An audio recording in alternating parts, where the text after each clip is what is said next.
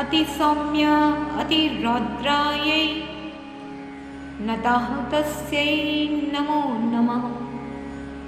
नमो जगत्प्रतिष्ठायै देव्यै कृत्यै नमो नमः। श्री दुर्गायै नमः।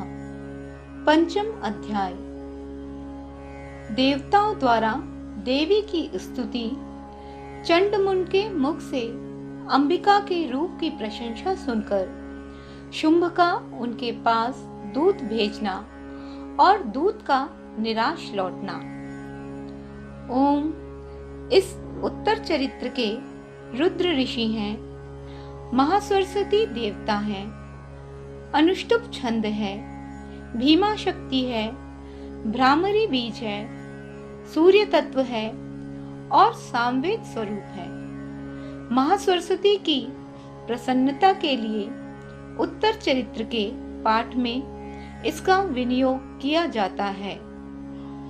जो अपने करकमलों में घंटा, शूल, हल, शंख, मूसल, चक्र, धनुष और बाण धारण करती हैं, शरद ऋतु के शोभा संपन्न चंद्रमा के समान जिनकी मनोहर कांति है, जो तीनों लोकों की आधारभूता और शुंभ आदि दैत्यों का नाश करने वाली हैं, तथा गौरी के शरीर से जिनका प्रकाट्य हुआ है, उन महासरस्वती देवी का मैं निरंतर भजन करता हूँ। ऋषि कहते हैं, पूर्व काल में शुंभ और निशुंभ नामक असुरों ने अपने बल के घमंड में आकर शचीपति इंद्र के हाथ से तीनों लोकों का राज्य और यज्ञ भाग छीन लिए।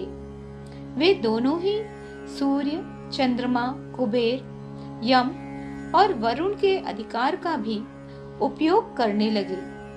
वायु और अग्नि का कार्य भी वे ही करने लगे। उन दोनों ने सब देवताओं को अपमानित, राज्य भ्रष्ट, पराजित तथा अधिकारहीन करके स्वर्ग से निकाल दिया। उन दोनों महान असुरों से तिरस्कृत देवताओं ने अपराजिता देवी का स्मरण किया और सोचा, जगदम्बा ने हम लोगों को वर दिया था कि आपत्ति काल में स्मरण करने पर मैं तुम्हारी सब आपत्तियों का तत्काल नाश कर दूंगी। यह विचार कर देवता गिरिराज हिमालय पर गए और वहां भगवती विष्णु माया की स्तुति करने लगे। देवता बोले, देवी को नमस्कार है। महादेवी शिवा को सर्वदा नमस्कार है। प्रकृति एवं भद्रा को प्रणाम है। हम लोग नियम पूर्वक जगदम्बा को नमस्कार करते हैं। रौद्रा को नमस्कार है। नित्या, गौरी एवं धात्री को बारंबार नमस्कार है। ज्योत्सनामयी चंद्र रूपिणी एवं सुख स्वरूपा देवी को सतत प्रणाम है। शरणागतों का कल्याण करने वाली वृद्धि एवं सिद्धि रूपा देवी को हम बारंबार नमस्कार करते हैं। नैऋत्री राक्षसों की लक्ष्मी, राजाओं की लक्ष्मी तथा शावर्णी शिव पत्नी स्वरूपा आप जगदम्बा को बार बार नमस्कार है। दुर्गा, दुर्ग पारा, दुर्गम संकट से पार उतारने वाली, सारा सबकी सारभूता, सर्वकारिणी, ख्याति, कृष्णा और धूम्रा देवी को सर्वदा नमस्कार है। अत्यंत सौम्य तथा अत्यंत रौद्र रूपा देवी को हम नमस्कार करते हैं। उन्हें हमारा बारंबार प्रणाम है। जगत की आधारभूता कृति देवी को बारंबार नमस्कार है। जो देवी सब प्राणियों में विष्णु माया के नाम से कही जाती हैं, उनको नमस्कार है, उनको नमस्कार है, उनको बारंबार नमस्कार है। जो देवी सब प्राणियों में चेतना कहलाती हैं, उनको नमस्कार है, उनको नमस्कार है, उनको बारंबार नमस्कार है। जो देवी सब प्राणियों में बुद्धि रूप से स्थित है, उनको नमस्कार, उनको नमस्कार, उनको बारंबार नमस्कार है। जो देवी सब प्राणियों में निद्रा रूप से स्थित है, उनको नमस्कार, उनको नमस्कार, उनको बारंबार नमस्कार है। जो देवी सब प्राणियों में क्षुधा रूप से स्थित है, उनको नमस्कार, उनको नमस्कार, उनको बारंबार नमस्कार है। जो देवी सब प्राणियों में छाया रूप में स्थित है, उनको नमस्कार, उनको नमस्कार, उनको बारंबार नमस्कार है। जो देवी सब प्राणियों में शक्ति रूप से स्थित है, उनको नमस्कार, उनको नमस्कार, उनको बारंबार नमस्कार है। जो देवी सब प्राणियों में तृष्णा रूप से स्थित है, उनको नमस्कार, उनको नमस्कार, उनको बारंबार नमस्कार है। जो देवी सब प्राणियों में शांति क्षमा रूप से स्थित है, उनको नमस्कार, उनको नमस्कार, उनको बारंबार नमस्कार। जो देवी सब प्राणियों में जाति रूप से स्थित है, उनको नमस्कार, उनको नमस्कार, उनको बारंबार नमस्कार है। जो देवी सब प्राणियों में लज्जा रूप से स्थित है, उनको नमस्कार, उनको नमस्कार, उनको बारंबार नमस्कार है। जो देवी सब प्राणियों में शांति रूप से स्थित है, उनको नमस्कार, उनको नमस्कार, उनको बारंबार नमस्कार है। जो देवी सब प्राणियों में श्रद्धा रूप से स्थित है, उनको नमस्कार, उनको नमस्कार, उनको बारंबार नमस्कार है। जो देवी सब प्राणियों में कांति रूप से स्थित है, उनको नमस्कार, उनको नमस्कार, उनको बारंबार नमस्कार है। जो देवी सब प्राणियों में लक्ष्मी रूप से स्थित है, उनको नमस्कार, उनको नमस्कार, उनको बारंबार नमस्कार है। जो देवी सब प्राणियों में वृत्ति रूप से स्थित है, उनको नमस्कार, उनको नमस्कार, उनको बारंबार नमस्कार है। जो देवी सब प्राणियों में स्मृति रूप से स्थित है, उनको नमस्कार, उनको नमस्कार, उनको बारंबार नमस्कार है। जो देवी सब प्राणियों में दया रूप से स्थित है, उनको नमस्कार, उनको नमस्कार, उनको बारंबार नमस्कार है। जो देवी सब प्राणियों में तुष्टि रूप से स्थित है, उनको नमस्कार, उनको नमस्कार, उनको बारंबार नमस्कार है। जो देवी सब प्राणियों में माता रूप से स्थित है, उनको नमस्कार, उनको नमस्कार, उनको बारंबार नमस्कार है। जो देवी सब प्राणियों में भ्रांति रूप से स्थित है, उनको नमस्कार, उनको नमस्कार, उनको बारंबार नमस्कार है। जो जीवों के इंद्रिय वर्ग की अधिष्ठात्री देवी हैं एवं सब प्राणियों में सदा व्याप्त रहने वाली हैं, उन व्याप्ति देवी को बारंबार नमस्कार है। जो देवी चैतन्य रूप से इस संपूर्ण जगत को व्याप्त करके स्थित है, उनको नमस्कार, उनको नमस्कार, उनको बारंबार नमस्कार है। पूर्व काल में अपने अभीष्ट की प्राप्ति होने से देवताओं ने जिनकी स्तुति की तथा देवराज इंद्र ने बहुत दिनों तक जिनका सेवन किया, वह कल्याण की साधन भूता ईश्वरी हमारा कल्याण और मंगल करें तथा सारी आपत्तियों का नाश कर डालें। उद्दंड दैत्यों से सताए हुए हम सभी देवता जिन परमेश्वरी को इस प्रकार नमस्कार करते हैं तथा जो भक्ति से विनम्र पुरुषों द्वारा स्मरण की जाने पर तत्काल ही संपूर्ण विपत्तियों का नाश कर देती हैं। वे जगदम्बा हमारा संकट दूर करें। ऋषि कहते हैं, राजन, इस प्रकार जब देवता स्तुति कर रहे थे, उस समय पार्वती देवी गंगा के जल में स्नान करने के लिए वहां आई।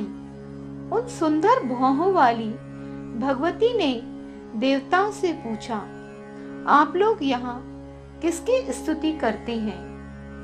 तब उन्हीं के शरीर कोश से प्रकट हुई शिवा देवी बोली, शुंभ दैत्य से तिरस्कृत और युद्ध में निशुंभ से पराजित हो यहाँ एकत्रित हुए ये समस्त देवता यह मेरी ही स्तुति कर रहे हैं। पार्वती जी के शरीर कोश से अंबिका का प्रादुर्भाव हुआ था, इसलिए वे समस्त लोकों में कौशिकी कही जाती हैं।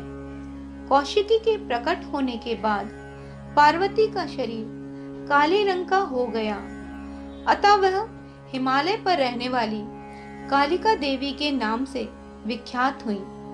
तदंतर शुंभ निशुंभ के भृत्य चंडमुंड वहां आए और उन्होंने परम मनोहर रूप धारण करने वाली अंबिका देवी को देखा। फिर वे शुंभ के पास जाकर बोले, महाराज, एक अत्यंत मनोहर स्त्री है जो अपनी दिव्य कांति से हिमालय को प्रकाशित कर रही है। वैसा उत्तम रूप कहीं किसी ने नहीं देखा होगा। हे असुरेश्वर, पता लगाइए वह देवी कौन है और उसे ले लीजिए। स्त्रियों में तो वह रत्न है, उसका प्रत्येक अंग बहुत ही सुंदर है तथा अपने श्रीअंगों की प्रभा से संपूर्ण दिशाओं में प्रकाश फैला रही है। दैत्यराज, अभी वह हिमालय पर ही मौजूद है, आप उसे देख सकते हैं। प्रभु, तीनों लोकों में मणि, हाथी और घोड़े आदि जितने भी रत्न हैं, वे सब इस समय आपके घर में शोभा पाते हैं। हाथियों में रत्नभूत ऐरावत, यह पारिजात का वृक्ष और उच्चैश्रवा घोड़ा, यह सब आपने इंद्र से ले लिया है। हंसों से जुता हुआ यह विमान भी आपके आंगन में शोभा पाता है। यह रत्नभूत अद्भुत विमान जो पहले ब्रह्मा जी के पास था, अब आपके यहाँ लाया गया है। यह महापद्म नामक निधि आप कुबेर से छीन लाए हैं।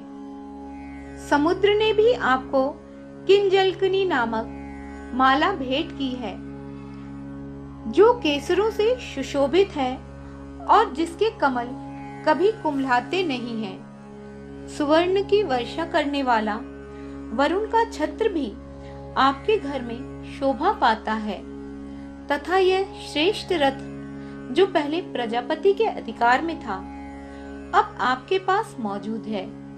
दैत्येश्वर, मृत्यु की उत्क्रांतिदा नाम वाली शक्ति भी आपने छीन ली है तथा वरुण का पाश और समुद्र में होने वाले सब प्रकार के रत्न आपके भाई निशुंभ के अधिकार में है। अग्नि ने भी स्वतः शुद्ध किए हुए 2 वस्त्र आपकी सेवा में अर्पित किए हैं। दैत्यराज, इस प्रकार सभी रत्न आपने एकत्र कर लिए हैं। फिर भी जो यह स्त्रियों में रत्न रूप कल्याणमयी देवी है, इसे आप क्यों नहीं अपने अधिकार में कर लेते? ऋषि कहते हैं, चंडमुंड का यह वचन सुनकर शुंभ ने महादैत्य सुग्रीव को दूत बनाकर देवी के पास भेजा और कहा, तुम मेरी आज्ञा से उसके सामने ये बातें कहना और ऐसा उपाय करना जिससे प्रसन्न होकर वह शीघ्र ही यहाँ आ जाए। वह दूत पर्वत के अत्यंत रमणीय प्रदेश में जहाँ देवी मौजूद थी गया और मधुर वाणी में कोमल वचन बोला। दूत बोला, हे देवी, दैत्यराज शुंभ इस समय तीनों लोकों के परमेश्वर हैं। मैं उन्हीं का भेजा हुआ दूत हूँ और यहाँ तुम्हारे पास आया हूँ। उनकी आज्ञा सदा सब देवता एक स्वर से मानते हैं, कोई उसका उल्लंघन नहीं कर सकता। वे संपूर्ण देवताओं को परास्त कर चुके हैं। उन्होंने तुम्हारे लिए जो संदेश दिया है उसे सुनो। संपूर्ण त्रिलोकी मेरे अधिकार में है। देवता भी मेरी आज्ञा के अधीन चलते हैं। संपूर्ण यज्ञों के भागों को मैं ही पृथक पृथक भोगता हूँ। तीनों लोकों में जितने श्रेष्ठ रत्न हैं, वे सब मेरे अधिकार में हैं। देवराज इंद्र का वाहन ऐरावत, जो हाथियों में रत्न के समान है, मैंने छीन लिया है। क्षीर सागर का मंथन करने से जो अश्वरत्न उच्च श्रवा प्रकट हुआ था, उसे देवताओं ने मेरे पैरों पर पड़कर समर्पित किया। सुंदरी, उनके सिवा और भी जितने रत्नभूत पदार्थ देवताओं, गंधर्वों और नागों के पास थे, वे सब मेरे ही पास आ गए हैं। हे देवी, हम लोग तुम्हें संसार की स्त्रियों में रत्न मानते हैं, अतः तुम हमारे पास आ जाओ, क्योंकि रत्नों का उपभोग करने वाले हम ही हैं। चंचल कटाक्षों वाली सुंदरी, तुम मेरी या मेरे भाई महापराक्रमी निशुंभ की सेवा में आ जाओ, क्योंकि तुम रत्न स्वरूपा हो। मेरा वरण करने से तुम्हें तुलना रहित महान ऐश्वर्य की प्राप्ति होगी। अपनी बुद्धि से यह विचार कर तुम मेरी पत्नी बन जाओ। ऋषि कहते हैं, दूत के यूं कहने पर कल्याणमयी भगवती दुर्गा देवी, जो इस जगत को धारण करती हैं, मन ही मन गंभीर भाव से मुस्कुराई और इस प्रकार बोली। देवी ने कहा, दूत, तुमने सत्य कहा है, इसमें तनिक भी मिथ्या नहीं है। शुंभ तीनों लोकों का स्वामी है और निशुंभ भी उसी के समान महापराक्रमी है। किंतु इस विषय में मैंने जो प्रतिज्ञा कर ली है, उसे मिथ्या कैसे करूं? मैंने अपनी अल्प बुद्धि के कारण पहले से जो प्रतिज्ञा कर रखी है, उसे सुनो।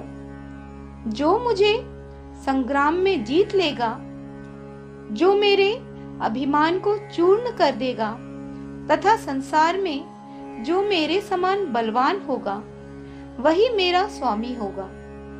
इसलिए शुंभ अथवा महादैत्य निशुंभ स्वयं ही यहाँ पधारे और मुझे जीतकर शीघ्र ही मेरा पाणी ग्रहण कर ले। इसमें विलंब की क्या आवश्यकता है? दूत बोला, देवी, तुम घमंड से भरी हो। मेरे सामने ऐसी बातें ना करो। तीनों लोकों में कौन ऐसा पुरुष है जो शुंभ निशुंभ के सामने खड़ा हो सके? हे देवी, अन्य दैत्यों के सामने भी सारे देवता युद्ध में नहीं ठहर सकते, फिर तुम अकेली स्त्री होकर कैसे ठहर सकती हो? जिन शुंभ आदि दैत्यों के सामने इंद्र आदि सब देवता भी युद्ध में खड़े नहीं हुए, उनके सामने तुम स्त्री होकर कैसे जाओगी? इसलिए तुम मेरे ही कहने से शुंभ निशुंभ के पास चली चलो। ऐसा करने से तुम्हारे गौरव की रक्षा होगी, अन्यथा जब वे केश पकड़कर घसीटेंगे, तब तुम्हें अपनी प्रतिष्ठा खोकर जाना पड़ेगा। देवी ने कहा, तुम्हारा कहना ठीक है।